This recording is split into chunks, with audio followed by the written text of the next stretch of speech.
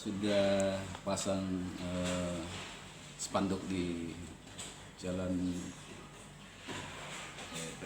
lampu merah. lampu merah itu. Di situ dihimbau bahwa tidak dalam penerimaan CPNS tidak ada pungutan apapun. Ya.